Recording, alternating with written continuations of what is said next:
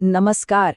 चलिए सीधे बात करते हैं उस गंभीर वायु प्रदूषण की जिसने 9 नवंबर 2025 को दिल्ली को अपनी चपेट में ले लिया था। ये सिर्फ कुछ आंकड़े नहीं हैं, बल्कि ये कहानी है शहर की सांसों पर आए एक बहुत बड़े संकट की। तो कहानी की शुरुआत होती है एक नंबर से 391। जी हाँ, 391। ये था 9 नवंबर को दिल्ली का ओवरऑल एयर क्वालिटी इंडेक्स यानी कि AQI। और देखिए, ये सिर्फ एक नंबर नहीं है, ये एक अलार्म था, एक ऐसी खतरे की घंटी जो पूरे शहर की सेहत के लिए बज रही थी। अब सवाल ये उठता है कि ये जो बहुत खराब कैटेगरी है, इसका असल में मतलब क्या है?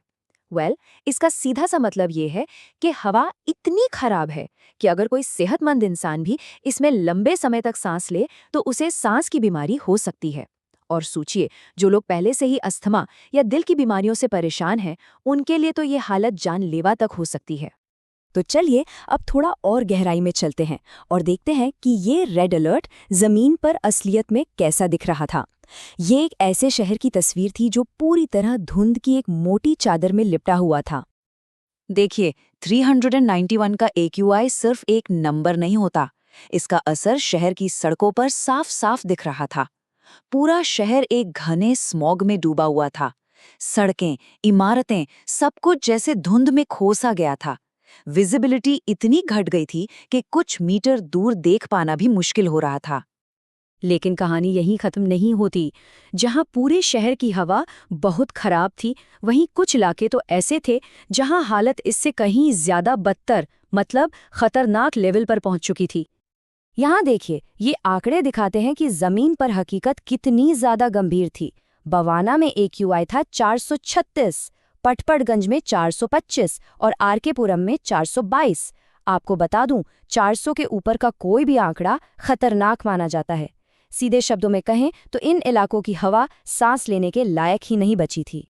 और ये प्रॉब्लम सिर्फ कुछ बाहरी इलाकों तक ही नहीं थी। आनंद विहार और चांदनी चौक, दिल्ली के सबसे बिजी और घनी आबादी वाले इलाके, वहां भी AQI 400 का खतरनाक आंकड़ा पार कर चुका था। इसका मतलब साफ था, ये जहरीली हवा शहर के कोने कोने में फैल चुकी थी।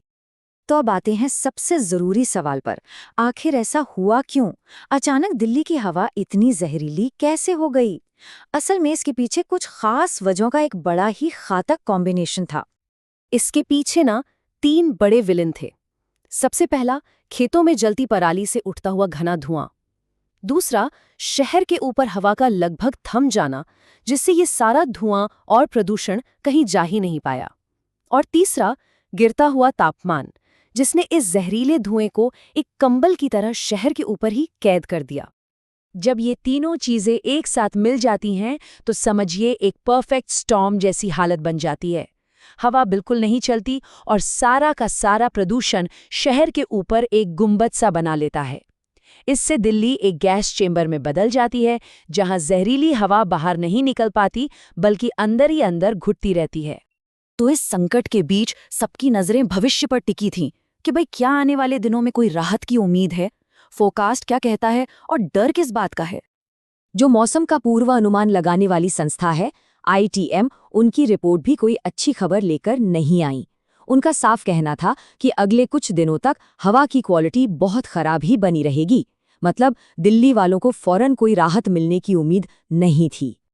ये सिर्फ एक रिपोर्ट नहीं, बल्कि देश की सबसे बड़ी पोल्यूशन कंट्रोल एजेंसी की तरफ से एक सीधी चेतावनी है। वो कह रहे हैं कि ये सिर्फ खराब हवा का मामला नहीं है, ये लोगों की सेहत पर एक सीधा हमला है, खासकर तब जब सर्दियां और बढ़ने वाली हैं। और आखिर में एक सवाल जो हम सबको सोचने पर मजबूर करता है। हर साल सर्दियों की शुरुआत के साथ हवा का यूं जहरीला हो जाना, क्या यही दिल्ली का नया नॉर्मल बन गया है?